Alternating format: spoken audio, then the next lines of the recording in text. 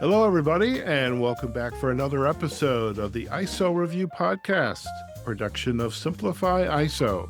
The ISO Review Podcast shares the latest international standards development and is your resource for getting the most out of your management systems. Hello, I'm Howard Fox, business coach and host of the Success Insight Podcast, and I'm here with ISO Management System professional Jim Moran, celebrating his 33rd year delivering ISO support. Jim, good morning, and how are you doing? We're doing great here in our nation's capital in Ottawa, Ontario, Canada, Howard. It's a beautiful day, probably about 68 degrees Fahrenheit, Oh my. 18 Celsius. I think you're a little warmer than that. I think I was looking at the weather. I think we're going to get to 108 degrees in Las Vegas. I think that equates, I think we were talking, that's about 42 Yep, uh, 42 in Celsius. Yep, Celsius, sir. but it's a big number either way you look at it. Yeah, it really is. And I've heard in Las Vegas that it's a little drier, but maybe not as dry as Arizona. I think Arizona gets a little more humidity than we do, but let's just say it's equivalent of putting your head at the front of the oven while the door's open, and that's to me what I think it feels like. Well, you're getting a taste of what it's like in Africa. Cameroon today will probably be about 40, between 40 and 45 consistently. Yeah, That's warm. but yeah, which makes me wonder where around the world is the typically going to be the hottest place that is consistently hot. I know, I'm 3 hours from Death Valley. I've been there when it was 132 degrees. I didn't want to stop the car and melt because I figured my tires might melt. And they Yeah. always recommended you never drive with your air conditioner on in Death Valley because you don't want the car to overheat. Wow. That's amazing. Well, I don't know where the hottest place is, but we could probably ask AI and get We an can idea. ask AI, and speaking of AI, it's a good segue for continue our conversation. And so, what is on store for us today? Well, we're going to be looking at how the system we built addresses all the 7 clauses Mhm. of standard of ISO 9001. And just a reminder, if anybody's back for part 2, this system and this method we're talking about will work for virtually every ISO standard that's built, even the ones that are not built on what they call now the harmonized structure. It'll work for 1345, for example, 15189, the medical lab standard. And even if an organization has other requirements that they have to meet, definitely you can build all the requirements right into this one spot, so people don't have to go to various places in their system. And once they log on to their company system, the management system side of things is all in one place. Gotcha. Okay, But, very good. So, how should we continue today? well, why don't I share my screen Okay. and I'll walk our visitors through a couple more specific standard or specific clauses, specific requirements, and maybe demonstrate the 3 things that are most troublesome to people.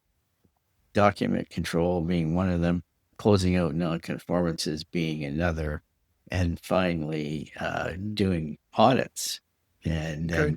then next time we get together, we'll talk about now that it's built, how are you going to implement it? What kind of things you have to do in your organization to get this thing actually up and running and get yourself into a situation where you can actually get certified. Sounds So good. that'll be fun. So Okay. I'll just share my screen. Would it be helpful also just to do a quick review of what you and I covered during our last episode, Oh, absolutely. at least as it pertains to using the tool? Yeah, we'll certainly take care of that. and that'll help people get a feel for how it works. And I'll just remind everybody that there'll be a link you can click on to set up a view of this if you want to have a demo, see if it might fit your organization, see whether or not it'd be useful for you. So here's the site, and if you're in this situation where you have a copy of ISO 9001, and you'll definitely need one to get certified, so you'll know what to look for.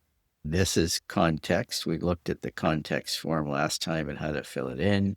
Needs and expectations. This is all clause 4. And then 4.3 is the scope.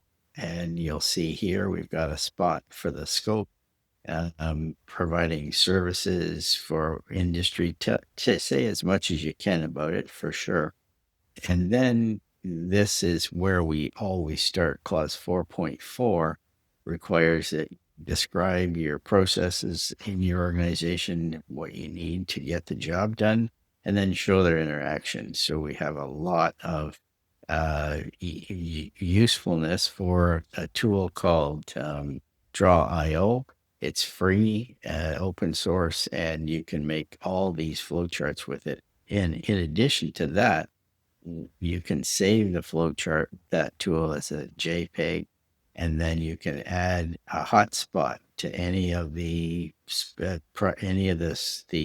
things here that you're going to use in your organization. For example, you can go to planning, and it talks about planning here. And we have a risks and opportunities, editable form, everything in the site. I'll mention again, Howard, absolutely everything here is customizable. You don't have to have this format, but we start people with this format because it makes it easier to follow along with the standard. But we have all kinds of different applications, all kinds of different designs. And there's practically nothing hard coded in here. You can customize it. It's infinitely customizable. Right. Yes. So we talked about 4 last time. In 5, we have leadership, and there's a whole set of requirements for leadership. And we make reference to the standard here. This is all editable. I'll show you how that works in a minute. And we've created a form, a starter form for all 23 records that are required in ISO 9001 2015. So once you've got the information filled in, we create a review form together. And this is where we help out as well. And you have an org chart already in place. Normally, people do anyway.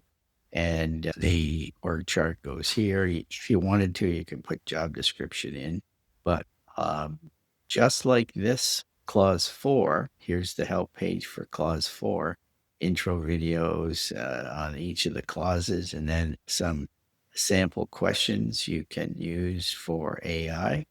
Same thing here, clause 5, leadership, and it's got a video to help, and it's got how to use AI for meeting some of the leadership requirements. Again, this section includes the leadership, the 10 requirements here in contacting clients, getting client feedback, the quality policy, and the org chart. And so that you don't have to be stuck waiting for us to get together. And again, you can use our services a little or a lot. It's part of the package. Same thing with the risks. But the 3 things that we built this site on were, I'll mention it again, document control, closing out conformances, missing them, and then finally auditing issues. So just to give everybody an example of what happens, if we go up here and we do this thing called edit page, we can pick, let's say, we'll just change this. We'll put quality policy. Let's say it's next year. and we go to 2026, we update here, and then we go back to the site. You can see how right here you can view the page. Notice that now this right here, the last modified date is 2025-06-16, which is today. And this shows who authorized it. I authorized it here. So that the worry of not updating the rev level of your page it has now gone because it's been completely automated. And in here, under the change management requirement, clause 6.3, we have a spot here where you can explain what change you made if you want to.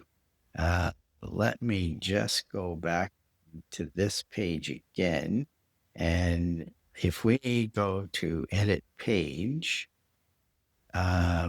you can see when it was published here as well. So that gives you a chance to show, if you're thinking about being audited, it gives you a chance to show the auditor that you had that under control. And I'll give you another quick example here. If we go here to edit page, nope, you have to cut this part out, Howard. I'm going to see if I can find a page where it shows the revisions on here. Maybe I won't mention that right now. Okay, so I'll get back to. So we mentioned the three things: document control. That's how documents are controlled, and we can also set it so that it shows the revisions.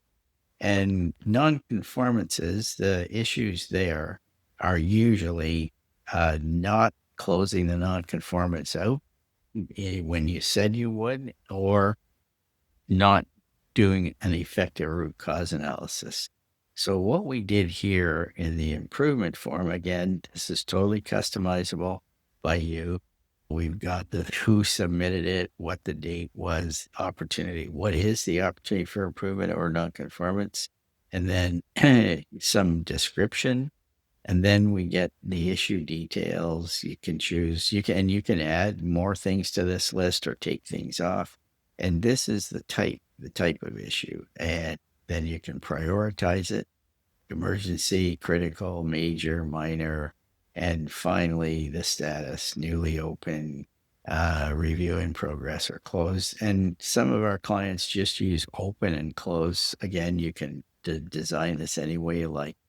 And we went through the requirements in clause 10.2 specifically, and everything in the standard that you have to do is right here in this form. And again, we can certainly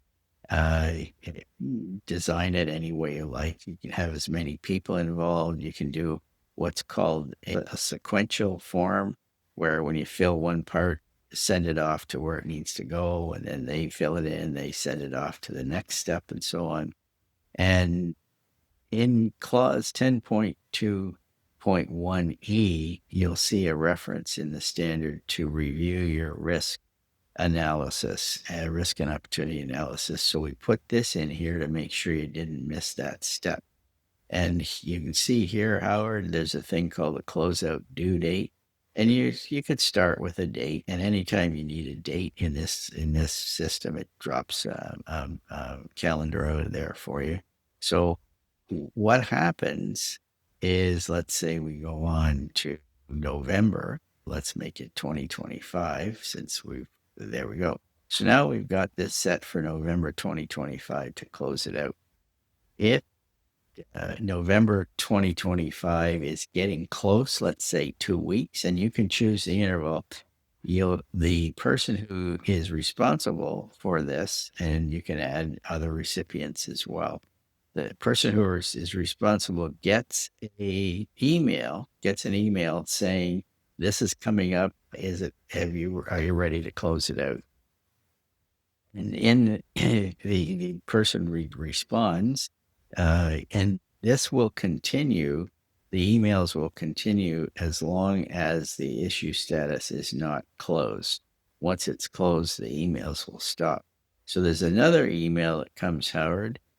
If this date goes by, or the day after this date, the person responsible gets an email saying you're overdue on this closeout, and you can set that message to repeat until it is closed. You could say repeat every 3 days or every 5 days or every 10 days. You can pick the interval, but you can have it being sent to the responsible person until it gets closed.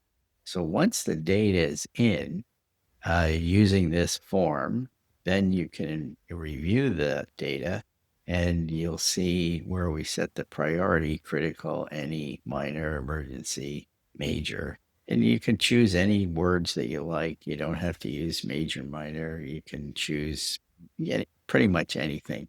So we've got this one, for example, newly open, and you can review it right here. You can add to it, and do that by editing it down here.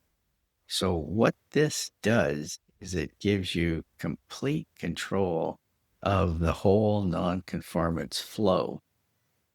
And what that does, it brings value to the organization, because fixing a recurring problem is one of the greatest things you can do.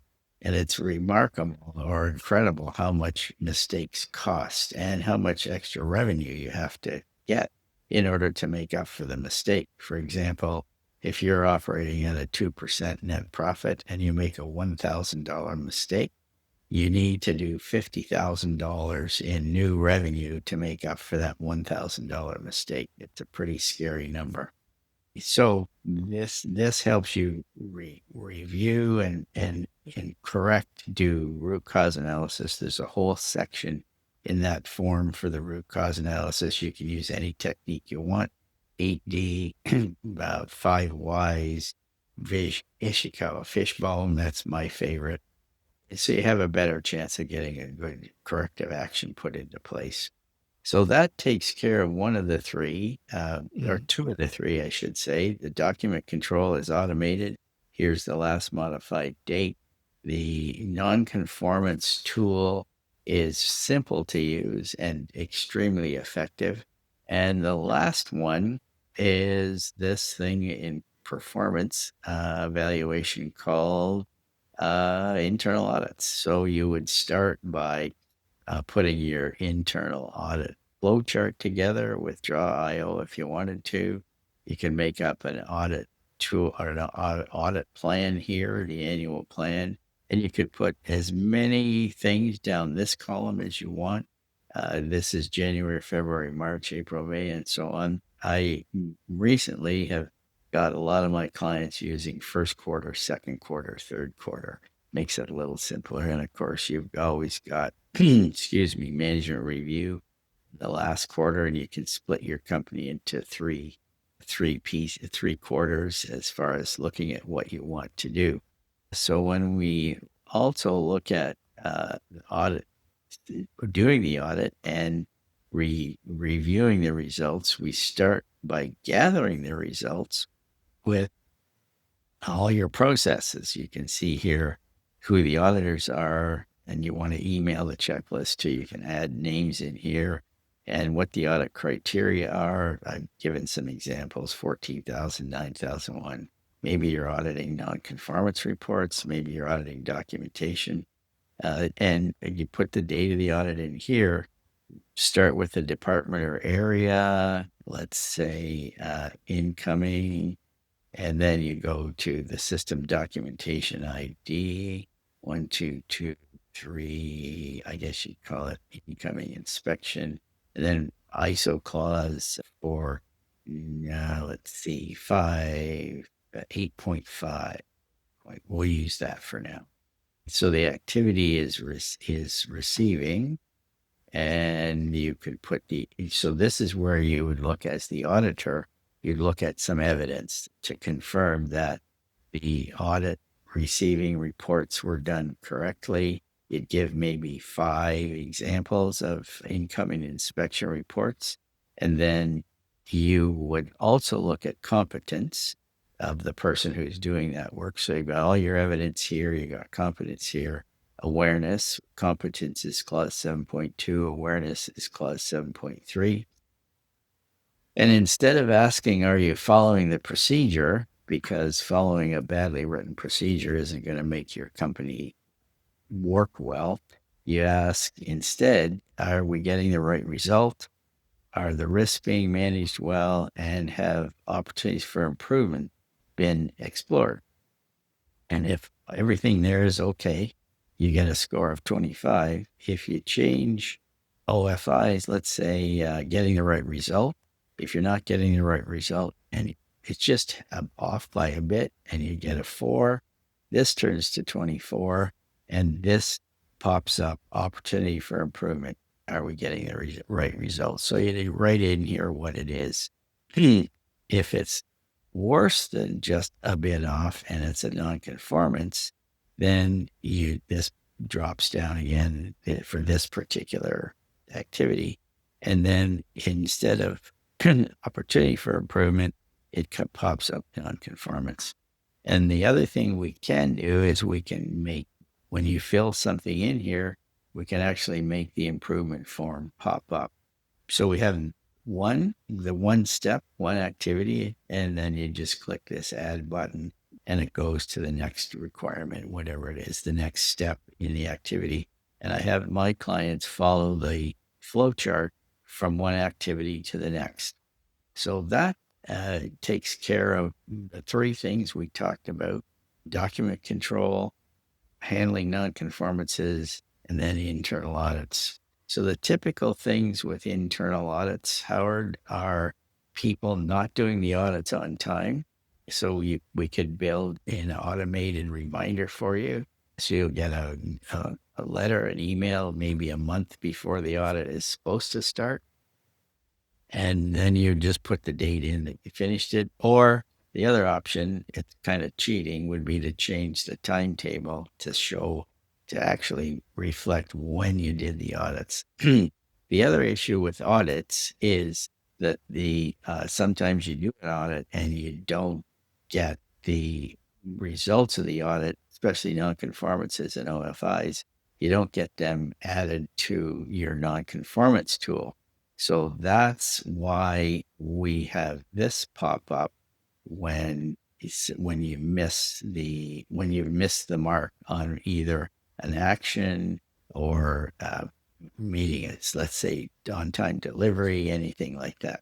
So it's important that we automate this as much as possible for you so that you don't have to remember things to do. And, anything you're doing now that's working, we can put right into the system. That's how we recommend that you actually start, is take what you have now and put them in here. For example, if you wanted to do a new page, you could take, let's say, your onboarding process, maybe for new employees. Just create it here, onboard. If I I'm sure there was spell check in there. Yes, there is for sure. So you'd create this new page called, yes, that's a good point, Howard. All through the whole system. I'll just put a few words here, put this, you can see it's underlined there and it asks for a correction. So what we would do here is take your own onboarding process that you have, copy it and paste it right in here. So now you don't have to look anywhere for the onboarding process. Then when we publish it, you'll see any brand new page that you make ends up right here on the navigation panel. Then you can move it where you want it to later. I'll show you how that works when we get together. So now you have very simple. You can see how simple it is to add a page. And then you just copy and paste your content that you have now already onto that page. I'll just do the last thing to show you how this works. When a new page is printed, added, it comes in here in the bottom, and we just take it right up to the onboarding process. Would go right here under the support. I'll show you. I'll save the menu back to the site, and it was here. and now it's right there, the onboarding process. So you open Nice. it up. Yeah, it's real simple. I've often said if you're familiar enough with computers to send an email, you can definitely manage this system. It's that easy. Mhm. So then we've got the process. You edit the page again, copy and paste from your own documents, and away we go. Okay. So that takes care of the three things that we built this system on: document control, managing nonconformances, and managing and handling audits. So I'll stop No, share. keep it up for a second, if you would, Oh, Jim. sure. So Yeah. I'm curious because we introduced the DIY aspect or the component of Mhm. creating a quality management system Yes. last week, and we demonstrated how to use AI.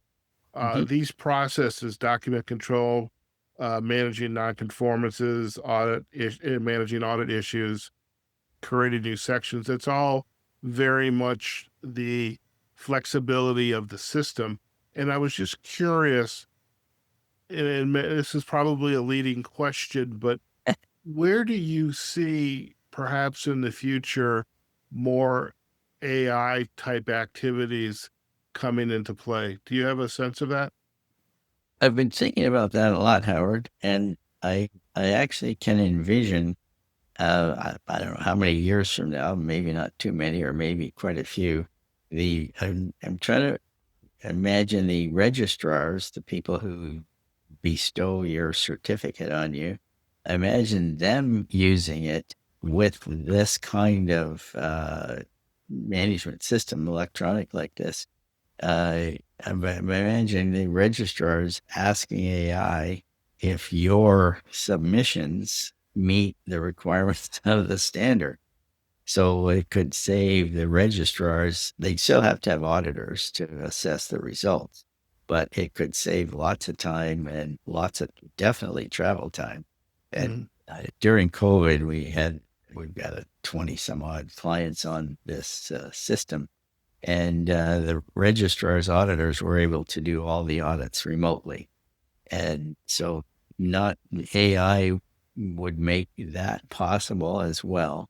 And the other thing is, there's a requirement, clause 10 right here, improvement, uh, it, for right here, the getting better, making improvements, and you make them from nonconformances and opportunities for improvement, from clients, from the audits that you get done, from even from customer audits, so on. So you have sources for improvement, and then you can relate the improvement you make to increasing profits. And that's typically how it happens. When you can cut down mistakes from errors, that'll get better, so that you yourselves in using your system could ask AI, is there a better technique I could use for this issue? You could even ask AI, if you gave them enough details, you could say, what was the likely cause in the root cause analysis? What may have been some of the causes for this specific problem? And you would put as much detail in there as you could about the problem, and AI could certainly help you with doing a root cause analysis. You wouldn't copy and paste it, obviously, but it could really enhance your ability to determine the cause of any nonconformance in your. And again, the more detail you give AI, the better result you're going to get in terms of useful information. Then the next part, of course, is to create a corrective action that's specific to that issue and specific to your conditions, and then implement it. And people like variety, but they don't like change. So implementing a corrective action is a whole art in itself. Sure. So why should I stop sharing? Yeah, you can go ahead and stop sharing. And Okay. what was interesting to me as you were demonstrating creating the onboarding process in the podcast work when we're working with new uh, clients, and when you and I started this, I had a list of things. Here's activities that we go through to get you up and running and deliver the podcast. And one of the selling points now when I send out my media kit is that we also have and I just arbitrarily made this number up just based on experience, a 45-day project plan. And so I Wow. used AI to create a 45-day project plan to implement a podcast. Now, Ah, I then went in and customized it for what I really think it is. But, and I was thinking that if your organization doesn't have a project plan or maybe even the onboarding and you wanted to create one, here's some prompts you could use to create that structure. yeah, So, what are the absolutely. top 10 things, activities you need to have in place for a new technical resource, a new management resource in there Yeah, so that their onboarding is as effective as possible, or their project, if for my project plan, is as effective as possible. So I think there's other ways perhaps in the future to introduce AI, and you just described that too. And in terms of the audit, does this for the registrar, does the system adhere to the intent and spirit of the requirement? yep. There's infinite possibilities here, Howard, and I think we're lucky to be in kind of early, so we can see the background and the sort of the DNA of AI and how it works with management systems for sure. Very Thanks. good. Very good. All right. Well, I think that covers us for today. I know next episode we're going to talk about the implementation, go into more detail there, and some more demonstration of the platform. And we hope our uh, our listeners enjoyed this conversation and Jim's navigation through the tool. And again, also a brief review of the use of AI as well. Jim, I know we always ask this question. We were just there. Where Yeah. should our listeners visit to learn more about Simplify ISO and your tool Well, and your work? thanks. There'll be a link in the podcast description area to the Simplify ISO site, and there's a 2-minute video there that'll get a person in a position where we could get together live and talk about what they're trying to do and see if this might be a fit for them. And we also have a contact page over at the International Management System Institute. You can reach us there as well. Sure, and that's imsipro.org. And I know our gap checklist for ISO 27001 is still available on the website as well. We'll also have backlinks to your LinkedIn profile and articles, as well as your YouTube. The YouTube of these videos that Jim and I produced last episode and today will be up on the Simplify ISO YouTube page. And you'll also be able to click on the links there on those show notes as well. As for me, you'll be able to click on my website, Fox Coaching. And if you are interested in learning more about my coaching services or podcasting services, that's a great way to get a hold of me. And of course, you can connect with me on my LinkedIn page. I'll have a link there as well. Jim, always a pleasure to chit chat and also talk about some very interesting topics, and obviously a topic that is near and dear to your heart, and it really, your expertise and passion for it comes out every episode. So I truly appreciate that. You are the consummate podcast guest. So thank you once again for joining me today. Well, thanks for taking care of us, Howard, and getting this to air. And looking forward to the next episode on implementing a management system for sure. Sounds good. All right, folks, you've just been listening to the ISO Review Podcast, which is a production of Simplify ISO. Again, you can find us online at simplifyiso.com or wherever you listen to your podcast. Until next time, wherever you are, whatever you're doing, go out there, have a fantastic day. Take care of yourselves, your family, be safe, stay cool, or get a little warmer depending on where you're at. But we hope you enjoyed today's episode, and we look forward to having you join us on all our future episodes. Until next time, this is Howard Fox and with Jim Moran, and you've been listening to the ISO Review Podcast. Take care now.